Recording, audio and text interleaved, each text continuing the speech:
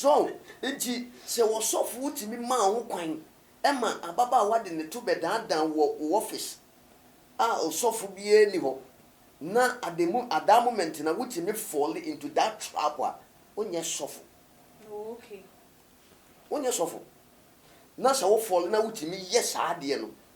enye baako enye mienu enye miensa etoto aso saa enye calling no. Na apostle ye ka say ye na honorable Kennedy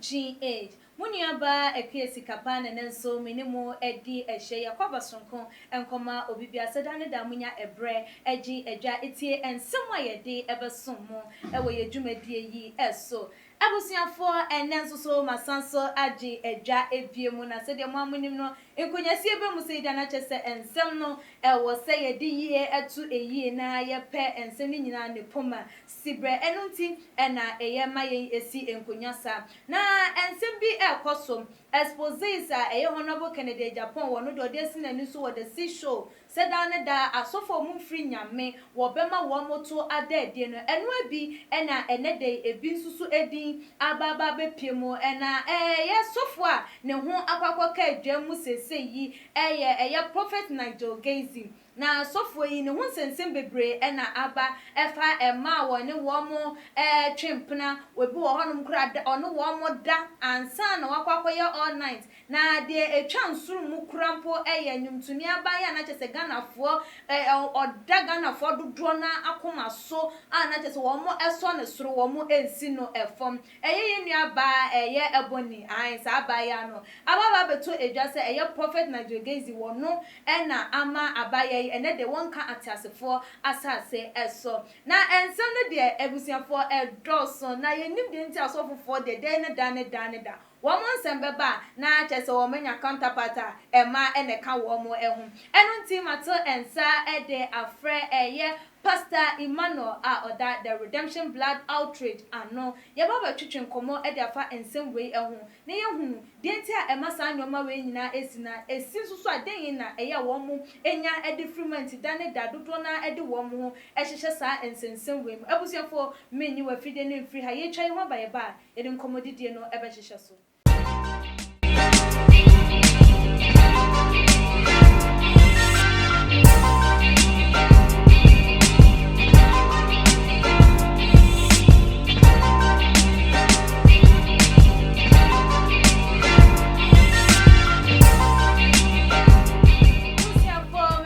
Akwaba ebiemu sedem di kan nkomo na ene yedi behhehye so we hhehye ye bobo ni tawtaw na wo so awo efi mema remfi so won subscribe to your channel na ye efama yen na share fama abusuafo enso no so hu ni a ekoso ewo omem na dwinche bi omo wono wo nso etimi ede atu edwa ede amaye apostle Mama akwaba ba yedwumadie yi eso meje wo so meni aba ya say hie bi na pom ti say boko na unse o frame me say dia na me me say asemwasi okay nyame yado me ho ye pa ye de radiasi apostle o share ye prophet Nigel Gaisie ne ho nsensem a honorable Kennedy Japan ede ababa betu edwa it is ensem no ni nyina sofo yi nsem ode ebe nyina no Emma eno no oba we aye sei ena sei Emma won nsema no mo de Emma wo mo no wo masofo nketua enya ntawa na omo ntamate ne aba abonti ne abegu wo mani mase de nti na ma ne basa we da simini aba me hu ye me nkamfo because akoye se ensem na doso binim de asofo aye potia eniema we nyina ekoso but the reason is ebi oho anyame na ama ho kwan okay to eliminate sankrofo ni nyina dey the free system no enti enye assembly e meka say a big deal because say sofo etimeni na sorry mada on free nyame enye nyame na free no okay ono nkasa na free no metimi aka sisudua se sofo etimi ne obi a wo ba ne ho abegye mo a wonim so nyame nipa we nyame akoa me ba wa ma wanam awurade anam so aboa me na nipa ne ba na wo kye no ne da enye nyame na aso. Okay, sana meka na denti na sofo munim se eye nyoma se woni wo no wa sorry ba beda na obi baba wo nchen na woni ne betimi adi nhyiamu bi a enye adepa na ba bonte begu wo hu fi a ebinum aya wo mani mu buas na so still dodo na ada so eye on se ye ya sofo enu ye dwuma no enye ensem bi ni niema bi ebe cross wa ebe kan wa sha ye dwuma we no eye very respectful eye dwuma obuowum eye dwuma ye di enidie a esefata e de maw ena ye fro se wo ye sofo a unye ordinary person keke wo ye wonyame nsi a na mu wa asase no so. You are epitome of Christ in this earth. Enti sa o ye sofo a se o respect with dignity ni kese pa dignity asaba habi me ka kire wo because eno de wo lose a wo lose bibia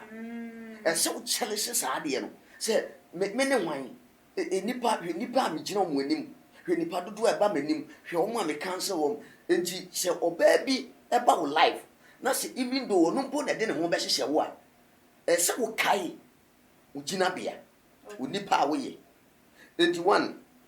o se oba na oba na nchen a wo ne dae o se ne pe na opene ye ana wo for so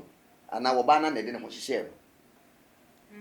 okay, na te say ana se oba no ye planting na wo no obi a plan. Oh, okay. So enti osofo se o wo office no oba bi ba wo office a enti ye ministry no ana se ye ethics no se kire ye se o ye sofo mpo na wo kobọ mpa ya ma oba bi a e wo ne fi a e se one wo ne osofo ketwa ye dey ekọ. Oh, okay. Ebi atome sa atama fe na ya hye me sofo foforo a me ye reverend me ba na mama me matire so na ge bi frɛ me se me mra na me bɔ mpa ya ma me na ye dey me ni sofo bia e na ya me fa me bible bo me credit card me nim se me kɔ a obomu se ja sofo na abanti onye bibia na ja me kɔi kodru honom ana obi epono ma me wura inside was sofo tenase akonwa ni de plastic chair ba akopɛ isi gate na no o se betena me mpa ne so na bibi eba me timu ese da bi empa so tena de a different issue na me tena gate na chinchina sofo oh betena mpa ne so me mpa konwa de so odin na eja sofo eje pene na me tena so se wo wura bathroom aba no naked. Hey, I'm telling you. Naked. ne na ye dey Afi me hu se me fa me tingura me bible no me fa bible ne nkata manim ti se maye desperate me hu dia menya me hu me hu dia menya me hu afi de be ba ne se me ye de woni me ananso a be cheche amankrofo aba ti se afi na me hu wo so me shiki ti me ye na me so okay woni ma me take me shower na ye nye de be ai ano no di kan ko wura nti o wura inside ya pe na hu se king egu akonyanso me hu de me hu an se de me show na me de ya she bathroom na ma lock pa na me sifo nti ma ji se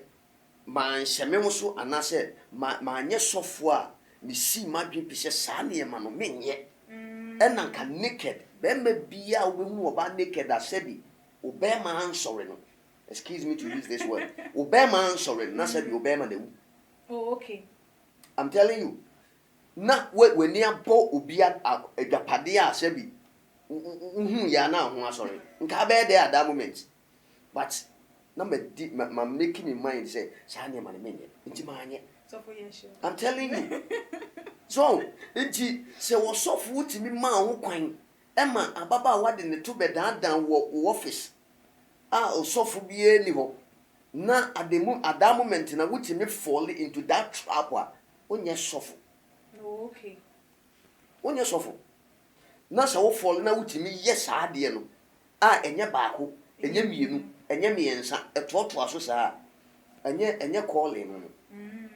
Na apostle ye ka say ye na honorable Kennedy odi etu edwan oma yet I say na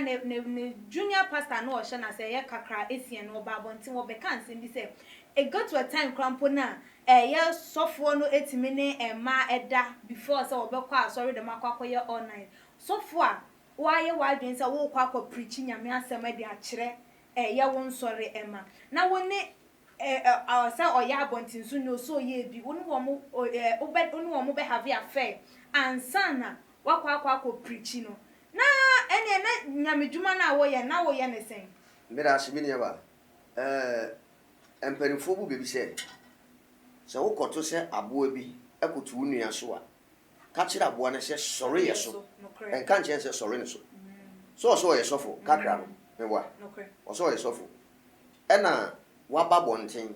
e de ne sofo pani a secret ba bonten de meka ne se ono so nyine yi so ye sofo or a fresh guy me hunu so or a nice guy pa onyine yi said the watimi e de ne sofo pani e ho nsem ababon say even though a happy mpo me can say you a happy mpo there's no need say we do sofo pani ho asem be dey e be ba ntimi me say metimi akanse so say ya mani bibi the bill so for some who cannot just say oh my yati say so for bias na o ye de anya ne ye de drane there was on ka wanu to ni kwan so oba kasa magana fo nyina hu boni a wo ye enye de anya enti me bisa say Kennedy am fa the seat ya ma enti kasa sofo no a waba abontin ebe yi secret no enti ko be ko any radio station bi akọ review ni secret na na your question maybe oh no de wo hu ne say ye honorable Kennedy wa yes as show no e de amom because wo mo na wo mo nim kasa na say osuro say bia nka wo be kan no wo be bia na ye betwa so phone betimi a che na abo no but hu ne say wa ba ye honorable Kennedy station kwa de ye den ya wo cover up bi enti wo kan wo nsuro meti ase but we have a lot of platforms enti pastor de bio na che say wo fo abone so san bone e koso so for panyi ye bone ani kwan san ye ka che ne say wo njai me pa so me mfo bone so but the person won't hear say ne say enka saa issue no ese wa be kan da ese wa be kan saa asem ne da entwe ma obi mfa program bi ma program ne fa wo sofo ho ansa no watimi ababonte se wonim se de wo sofo na ye no egu asore ho fi egu wo nso ho fi a ese wo babonte be kan saa asem da no okay enye afi ya obi enya ne information wono e kan enya wo na wo de information ni kra ma wono Kennedy no there is no need say o ye dey oba ho nti that means say e planting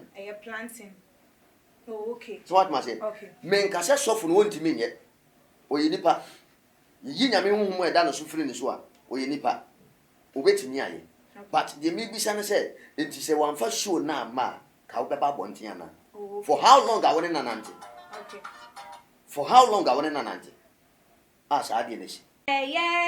nkom sha obi wo hon mo beba bonten so for no aba be prophesy ena nipa so mesi obewu obenten ana say even ye kan say mampanyi ti akonya so ana say bibia ekoso no say betimi asi adeboni betimi asi ana bibi boni betimi asi so for betimi aba bonten no aba be make declaration aba be make prophecies de afa ho nanso so no still na enam say ye dum prophecy still na wa say twa ho na wa say afa akire na wa kwa ye enyankomade afa ho say ye da ya na say prophecy dum na wo ka no ebesa abam denti na ma ne basa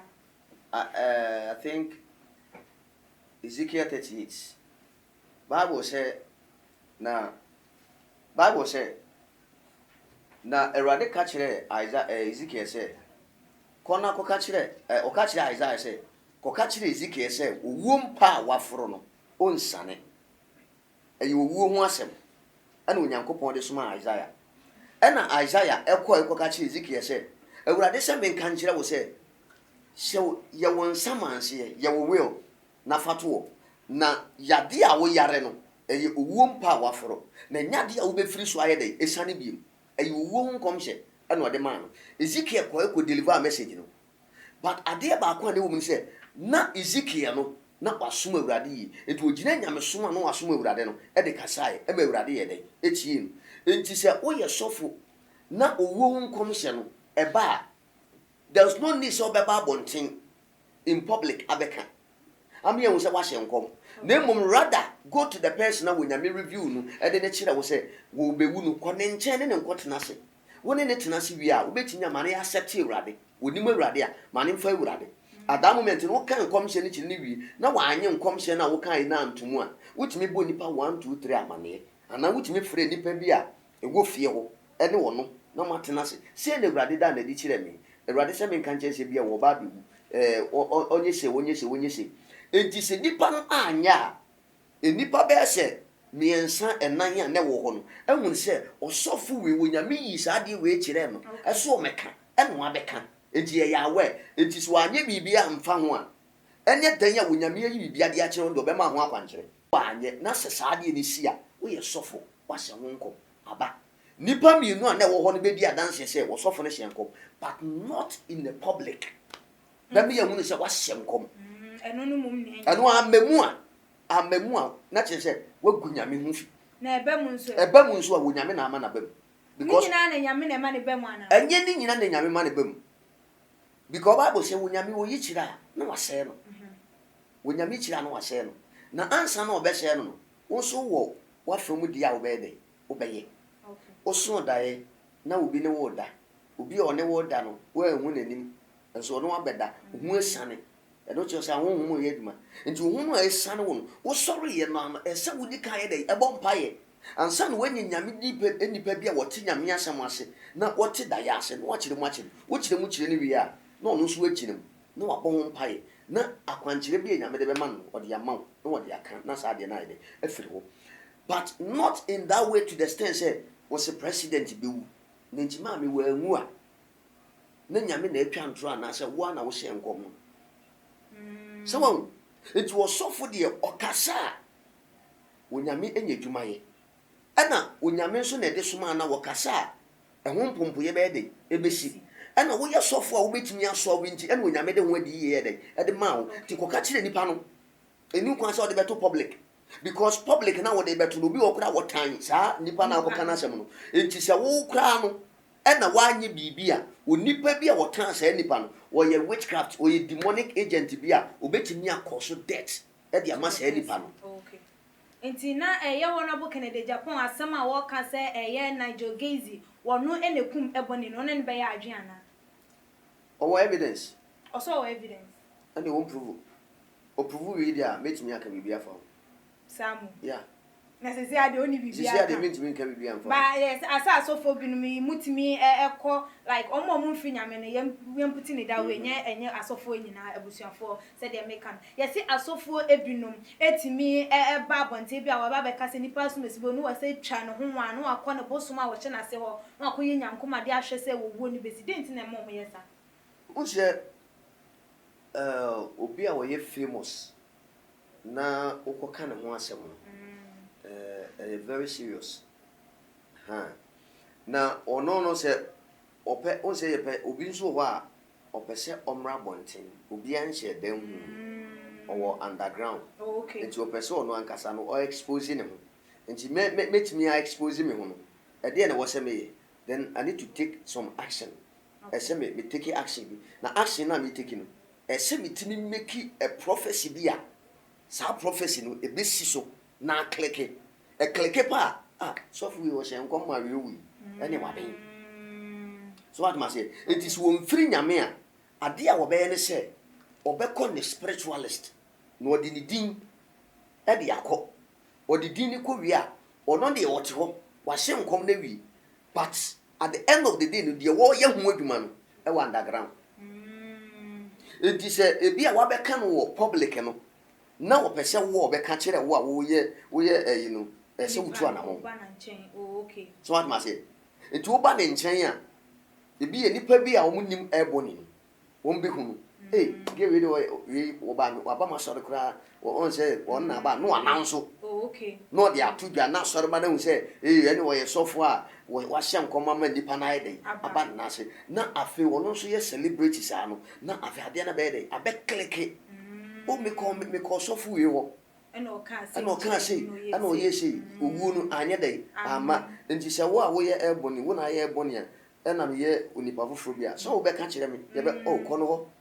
we nya issue a kono ho enti obe direct ne nkrofo ni nyina de ayede e de akọ ebe mo be de obe ye famous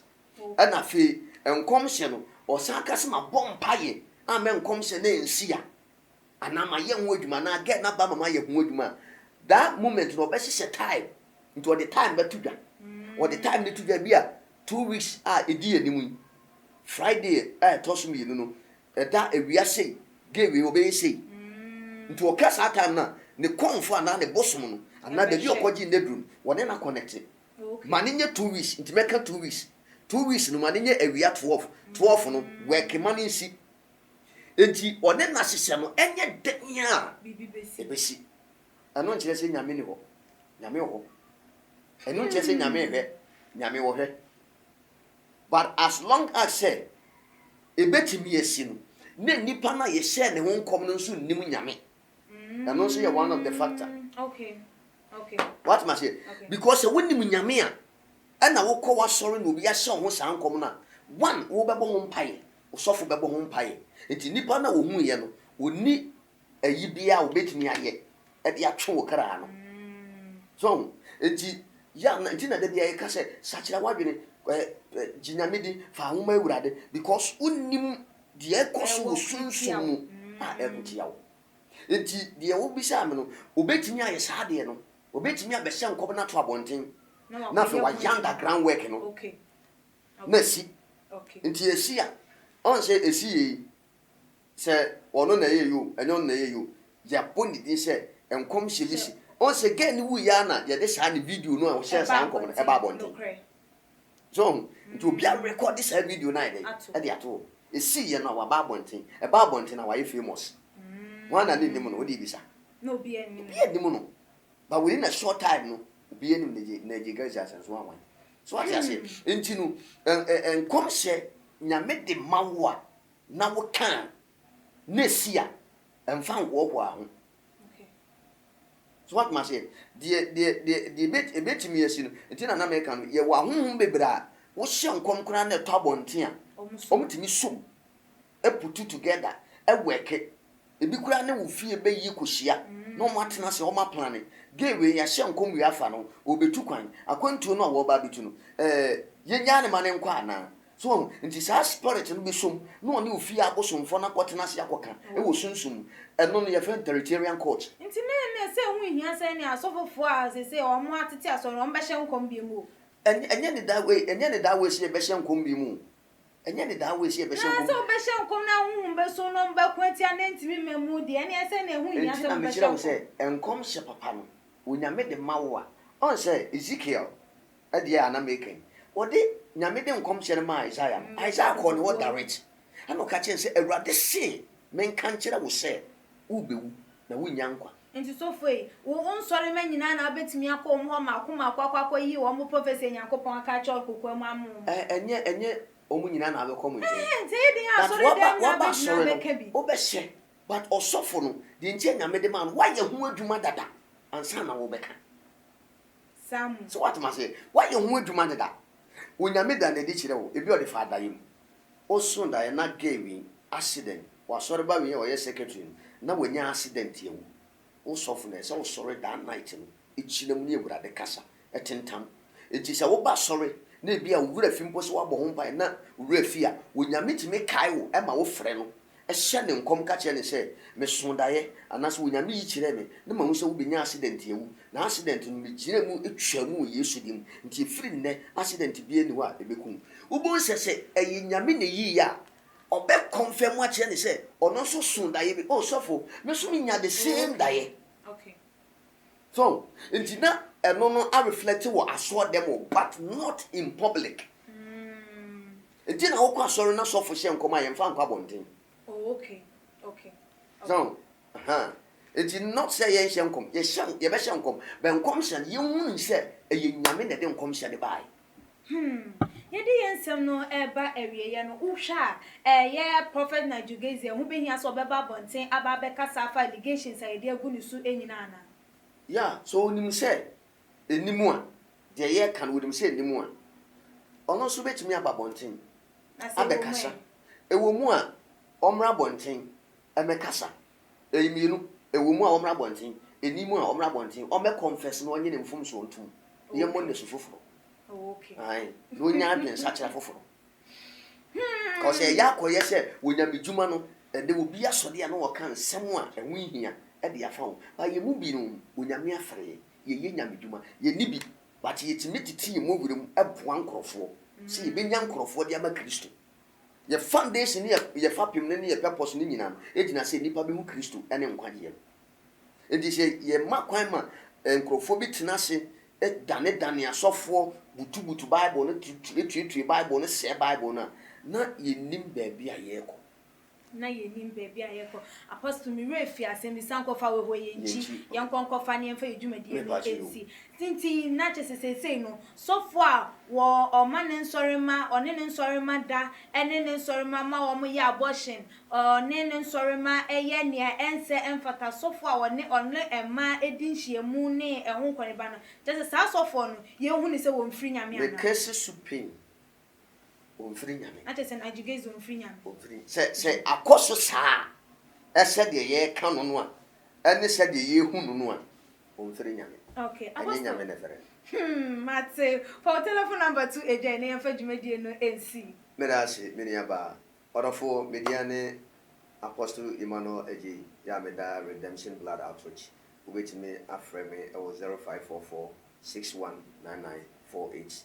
0544 619948 ye ni asore ye de ye ko emontene e ko kan rade asem ye ko village to village e ko kan nyame asem ye ye distribute eniema kakra ni achicha ma wo because Bible say nyame so mpa ne se obi ko hwenyanka ekunafo ene ewihia ne sare ma nti eno ne ye de ato yakoma so a ye hu adwuma nti na ye de ne ye outreach no nti wo mo bi a obetimi de abo asofo Christmas yi bebe yi ehia niema bibre aye de ba ko ye moa atwe akra ma Kristo ehia machines ye de be kanya me asem nti wo ye wo mo bi a obetimi de abo a obetimi afre me wo sa number no so 0544 619948 mobile money so at the same number with the afaso when yankopon share with me do ye jitum se Kristo ho na fa re nyina hyere mu at the end of the day no e bi siwa brabo yi. God bless you. Abusia for Apostle Emmanuel ena wote na no asema wode etu eja eno wonso a wo fie sen ena wodwen ensem yi ho esi efa we nya bufuo so enye atembidie so enye ntokwa eso waka no no akire na adwen enti wo hwe na bia ko oye prophet Nigel Gaisie ba na wo hwe na de wo ka no ne nya adwen a so de odi aba e wo comment section enye bufuo me so tembidie no muntwa so enye ta mo de ba me menkan muni aba ekuyesi kapana na minimu edi ehia no enti subscribe to your channel no sa wonya ya share for mabusia for like your videos nso mi adoma na won channel say ye nya upload video bia wetimi enya notification na adwenche no for your comment section ho e for my na emrepem no making kan ede amam dasane ye besane hia makramo